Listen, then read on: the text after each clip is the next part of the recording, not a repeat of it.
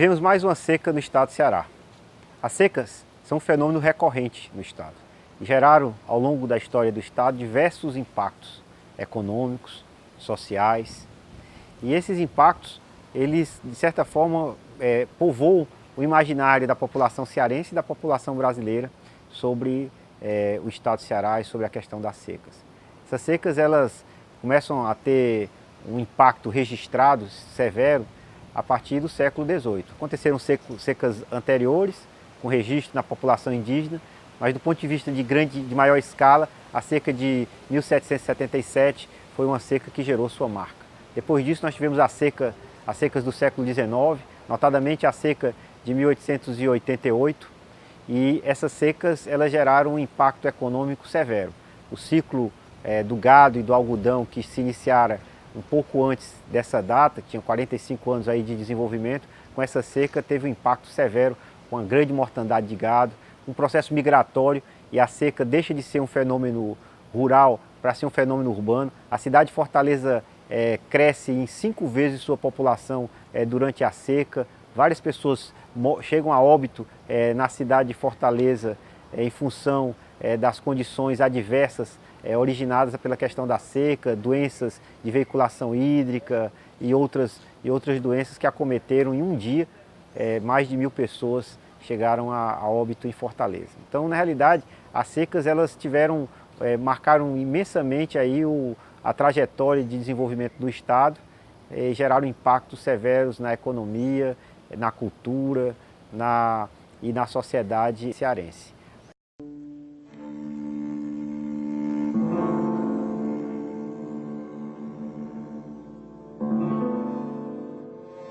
Nessa seca atual, nós estamos vivendo a pior seca, ou a seca mais severa da história moderna da região Nordeste, e especialmente no estado do Ceará. Para boa parte do estado, a seca durou 5 anos, eu diria, para a região do litoral, mas para outras regiões a seca já vai durando até 8 anos, como os sertões de Crateús e Sertão dos Inhamuns, onde o último período de chuva regular foi em 2009, né? Portanto, de 2010 até hoje, essas regiões estão com chuvas abaixo da média, ou pelo menos com o aporte hídrico aos reservatórios bem abaixo da média histórica. Portanto, é um fenômeno que está muito associado ao processo de civilização, à nossa história e à cultura do povo nordestino, especialmente do povo cearense. E a gente tem essa percepção que ela é cíclica, né? Ela vai voltar. A gente sempre tem essa preocupação, de tanto que no processo de alocação, no processo de definição de cenários, a gente sempre aponta o primeiro e o segundo ano como um ano com tendência, assim, como se fosse um cenário mais conservador, como se fosse chover muito pouco nos próximos anos, para a gente poder ter uma reserva para atravessar aquele período. Então, na realidade, o que muda a percepção foi a grande seca desse período que a gente está vivendo.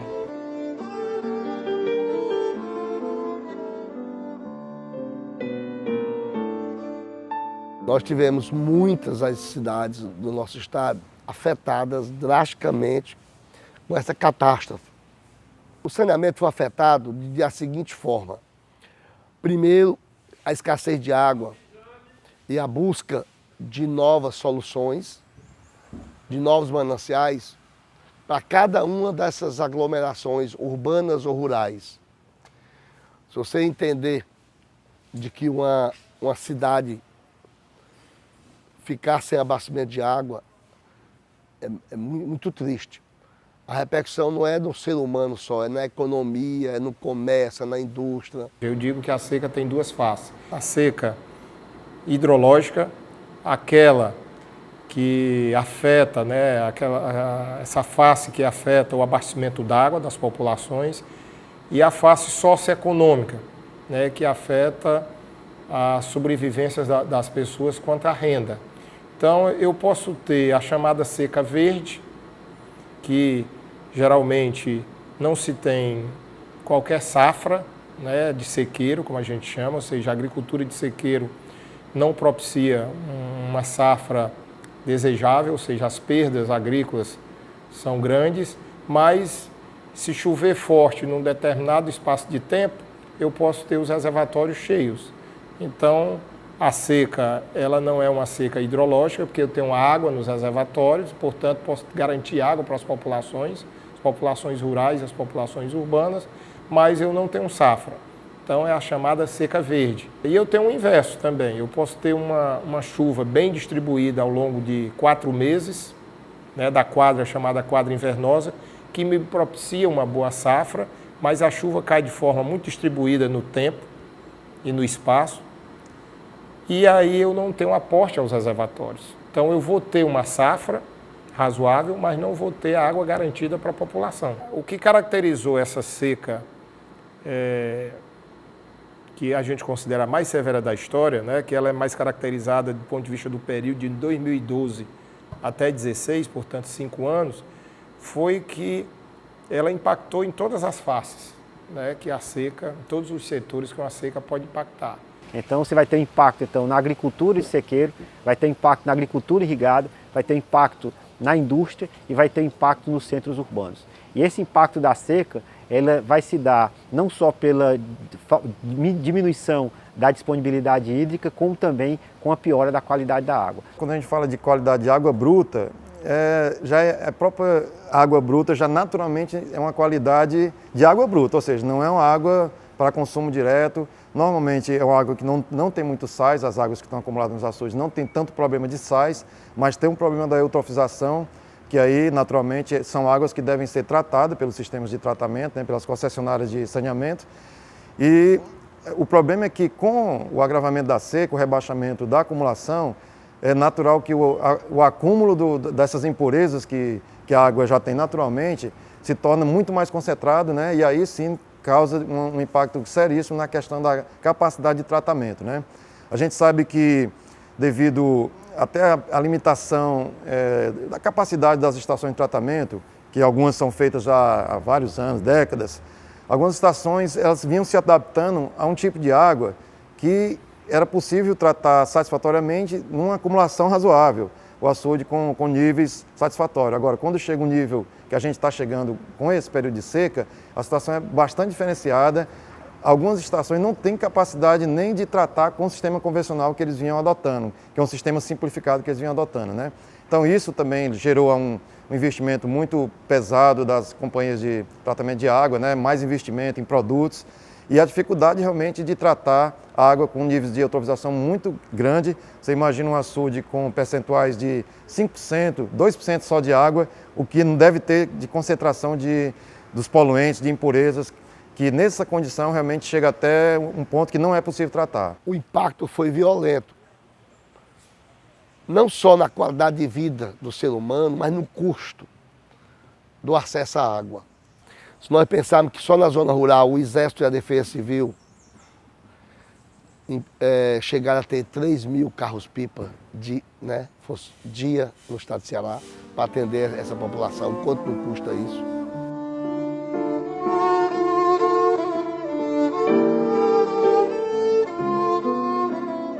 Houve um trabalho de grande relevo, de diversas gerações, no século XX e nesse início de século XXI, para fazer com que o Estado se tornasse menos vulnerável, para que o Estado se tornasse mais resiliente às secas. E esse trabalho consistiu na construção de infraestrutura hídrica e também no modelo de gerenciamento de recursos hídricos e outras políticas sociais que também reduzem esse impacto das secas. Quando nós chegamos aqui na COGÉ, nós enfrentamos já um período muito duro também, que foi, né, entre 93 e 94, quando nós, né, assumimos aqui na COGÉ. Então, nós já pegamos um momento muito difícil, principalmente ali na região do Jaguaribe, onde nós iniciamos esse trabalho de gerenciamento mais focado, né, no processo de alocação de água, de alocação negociada de água. E de lá para cá nós tivemos, né, um período que se estendeu, né, de 93, acho que aí quase uns 15 ou 16 anos, com ciclos, né, eu diria, de seca também, né? Algumas secas nós enfrentamos e tivemos também um período que vai de 2004 até 2009, né, nós tivemos um período muito bom de chuvas no estado do Ceará. No governo da presidenta Dilma foi criado em todos os 9 estados do Nordeste o Comitê da Seca. E nós fazemos parte desde do dia da inauguração desse comitê.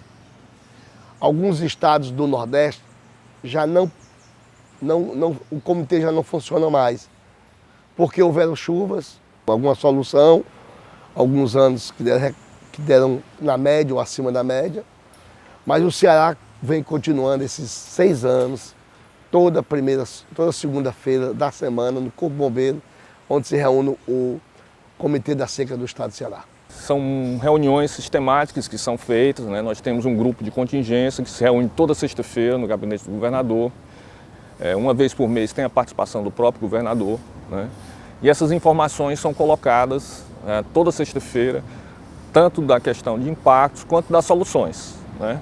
E à medida que as informações são passadas em termos de evolução do clima, né, das condições dos oceanos, do que é que pode acontecer nos próximos meses, né, decisões são tomadas nessas reuniões. Era uma vez por mês, depois nós passamos a ter uma reunião de 15 dias e hoje esse grupo se reúne toda semana. Nós temos todo já um estudo, né, da situação de cada município e nós vamos passando, né, cada município, vamos avaliando e vamos vendo as alternativas, né, e já direcionando, né, ali aquela ação, os recursos para aquele município, que está na situação, nós temos uma avaliação do nível de criticidade de cada cidade.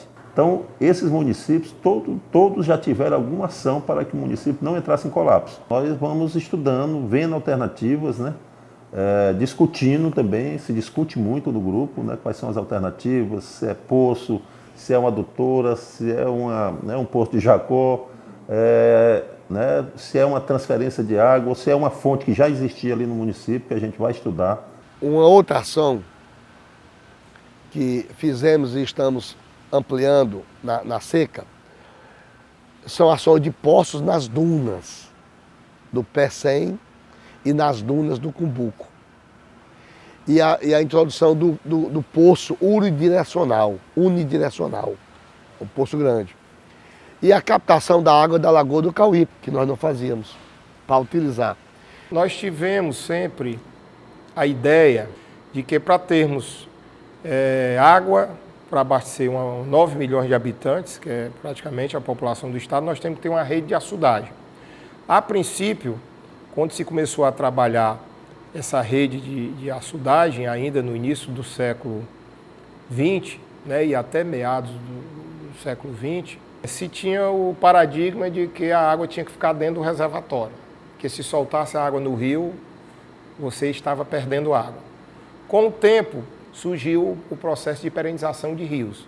Portanto, vem aquele processo de perenização com a ideia de que, se a água ficasse presa só no reservatório, se perdia muito por evaporação. Você aumentava a garantia de ter água naquele reservatório, mas tinha uma perda, tinha um imposto muito alto que pagava, que era a evaporação. Então, vamos soltar essa água que pelo menos alguém utiliza ao longo dos rios e eu não perco tudo por evaporação. Com o estabelecimento do aparato legal e um aperfeiçoamento da estrutura institucional, sobretudo com a criação da COGÉ em 1993, o estado do Ceará, com construção ainda de mais barragens planejadas pelo próprio governo do estado, complementando aquela infraestrutura de açudagem do DENOX, e até, eu diria assim, fornecendo subsídios para o DENOX fazer barragens maiores, estratégicas, como o próprio Castanhão, Figueiredo, Taquara, né, na região de Sobral, outras barragens que foram feitas, se partiu para um programa arrojado de perenização de rios. Nesse caso, das sedes municipais, trabalhar identificando com esse grupo de segurança hídrica que faz parte da COGÉ, a FUNSEMI, a SOHIDRA, a CAGES, a Defesa Civil participa, apontando, né, qual é o cenário de colapso do município e quais ações seriam possíveis de atendimento para evitar esse colapso. E aí a gente vai lançando mão de várias coisas, né, tipo, no processo da alocação do reservatório, deixar de atender água para irrigação e garantir a cidade para abastecimento das sedes municipais. Identificação de novos mananciais, algum açude próximo, perenizar a água de um açude para colocar em outro para atender aquela cidade, né? Mas em muitos casos a gente agiu também incentivando e apoiando alguns trabalhos de campanhas de sensibilização dos usuários, né? Da situação de gravidade, para usar água de forma racional, de economizar água, essas coisas assim.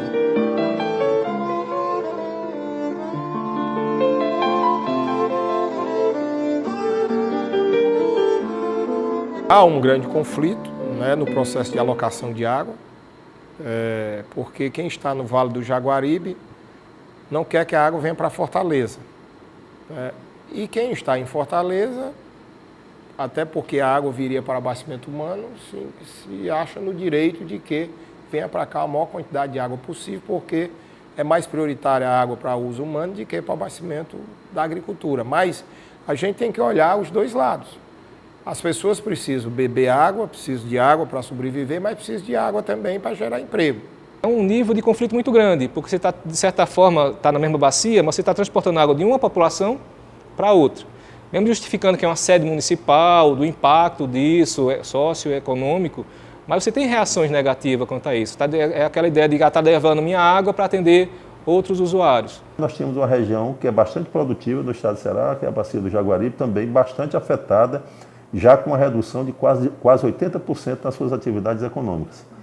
Isso impacta diretamente, nessa relação que a COGÉ tem com os comitês de bacia, com os usuários, porque os conflitos eles se acirram muito nesse momento. Então, a nossa, eu diria, possibilidade de negociação também, ela tem que estar bastante atento, mas a gente percebe que o acirramento dos ânimos, dos conflitos nessas regiões, hoje, principalmente agora na região de Jaguaribe, que nós estamos enfrentando, se agravando ainda mais a situação daquela região, então os conflitos são muito fortes, muito intensos.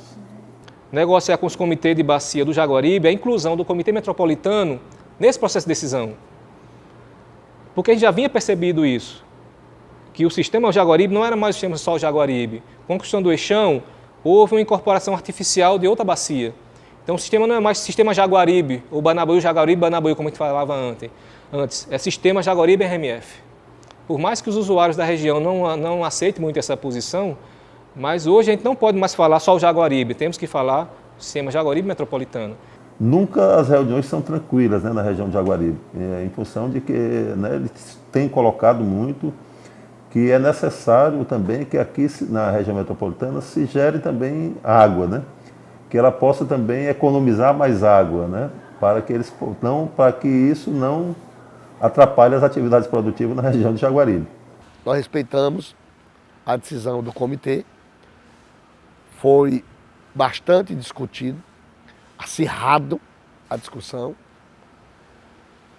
e só aceitamos porque nós temos uma certa garantia de água na metropolitana esse ano, diferente dos anos anteriores. De crise hídrica, a gente sempre de forma até empírica trabalhávamos priorizando alguns usos, obviamente abastecimento humano, que é prioridade legal, mas alguns usos tipo culturas perenes. Então, a gente tinha empiricamente essa distribuição. Numa situação de crise, garante primeiro abastecimento humano, depois culturas perenes e aí sucessivamente. Nesse período de crise que nós vivenciamos agora, a gente teve que ir mais em detalhe nisso. Então, foi necessário, no Vale do Jaguaribe, a gente restringir o uso por inundação. Lá no Vale do Jaguaribe tem um problema crônico que é a produção de arroz, que existe toda uma cadeia produtiva montada na região para esse tipo de cultivo, só que é um cultivo que usa muita água. É um consumidor de água muito grande. E o retorno econômico dessa cultura é muito pequeno. A questão de geração de renda, de emprego é muito pequeno. Então, é uma cultura que a gente não deveria estar utilizando em tão larga escala assim naquela região. Então, foi restrito a questão do arroz, da cassinicultura, de outros consumos mais exigentes em água. O saneamento talvez tenha dado maior rumo e maior necessidade, porque é o saneamento que trabalha com o ser humano, e o ser humano, o consumo humano é prioritário na Lei Estadual de Recursos Hídricos.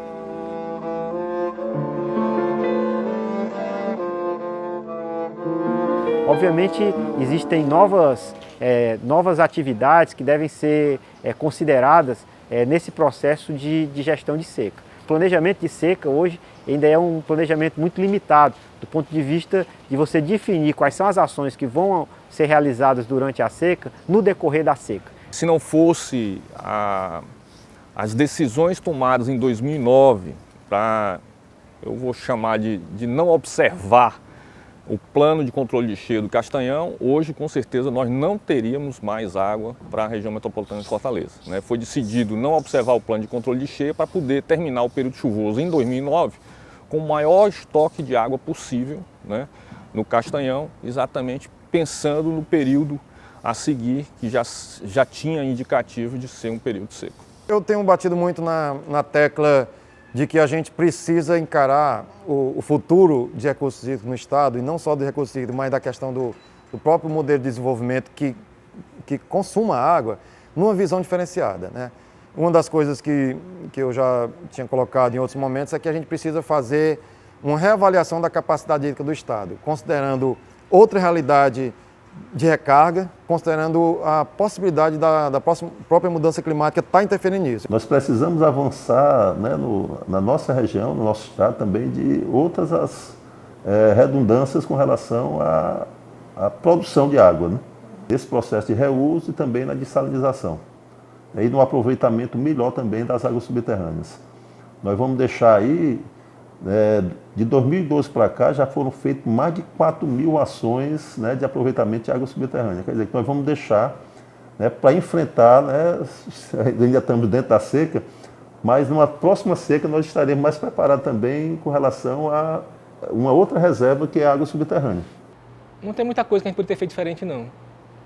A situação foi tão crítica, a gente teve que lançar mão de tanta tecnologia de criatividade, tipo, por exemplo, o açude secou, está no volume morto, vamos fazer um poço dentro do açude. Aproveitar o reuso de água, poços em sede municipal no cristalino, que a gente sempre imaginou que o cristalino não serviria para nada, mas o cristalino foi fundamental em muitas sedes municipais para tirar do colapso.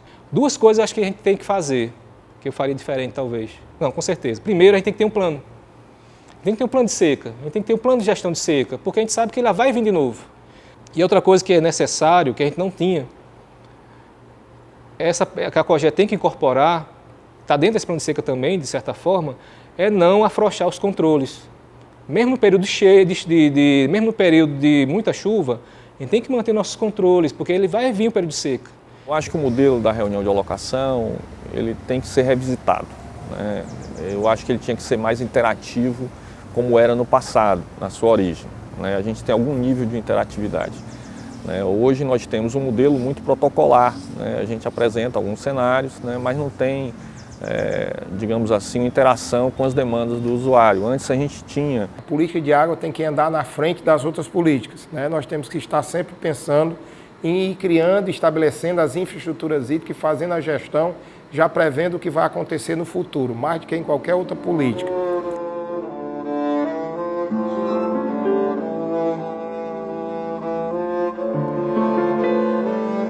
Muitas lições foram aprendidas durante essa seca. Lições que as cidades começaram a ter de como gerenciar suas águas. Os perímetros de irrigação, alguns deles fizeram um trabalho extremamente relevante no sentido de produzir mais com menos água, né, ser mais eficiente na utilização da água.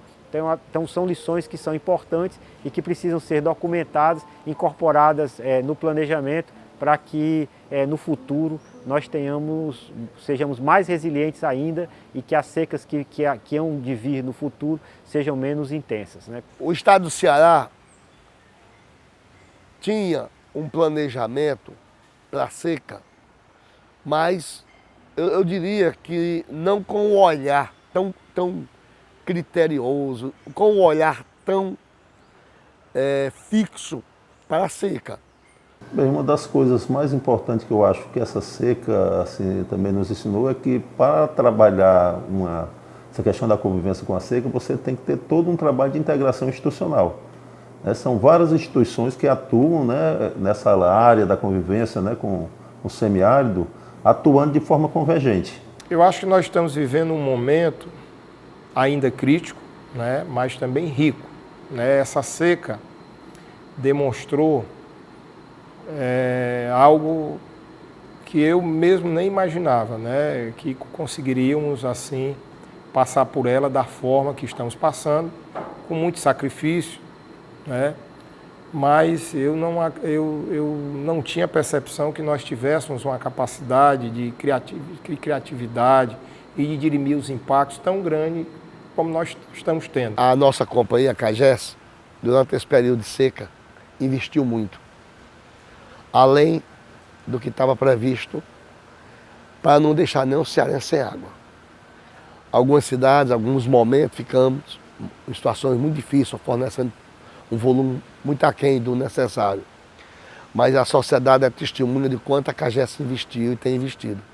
O que diferencia o Ceará dos outros estados é que realmente nós, embora não estando ainda tão arraigada como no passado, nós ainda temos a cultura da convivência com a seca mais do que nos outros estados. Essa realidade é que a gente tem que estar preparado enquanto civilização, enquanto sociedade para isso, né? Não esquecer da seca no período de enchente e não esquecer da enchente no período da seca.